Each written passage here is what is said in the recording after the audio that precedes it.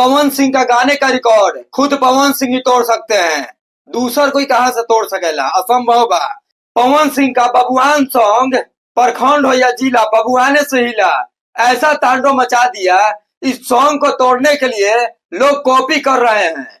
24 घंटा में 1.5 मिलियन, जाय में पसीना छूट गई।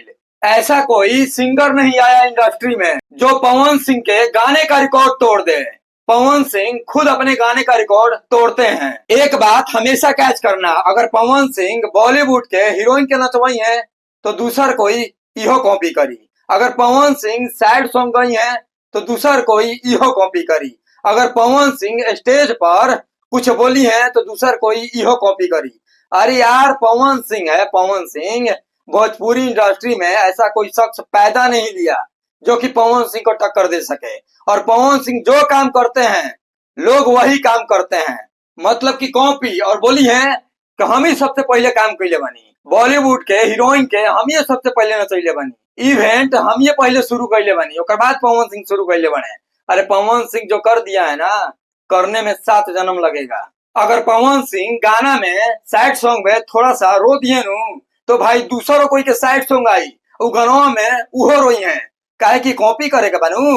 पहले वीडियो को गर्दा उड़ा के शेयर करिए, जहां से भी देख रहे हैं। वीडियो शेयर करने में कंजूसी मत करिएगा। पवन सिंह का कट्टर फैन है तो चैनल को सब्सक्राइब कर लीजिएगा।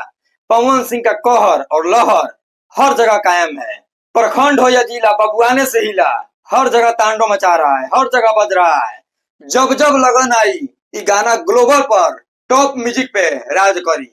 जब जब लगन आई, और देख लो जब से ये गाना आया है भगवान सॉन्ग टॉप म्यूजिक पर राज कर रहा है। एक चैनल पे गाना रहित नु तो महा रिकॉर्ड बना देता है, 3-4 बिलियन पार हो जाते।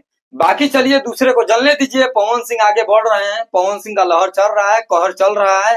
और जो भी गाना आएगा इनका ट्रेंड करता ही करता है, और ट्रेंड ना करी तो सीधे टॉप म्यूजिक पे है। समझ लिया लोग। मिलते हैं नेक्स्ट वीडियो में।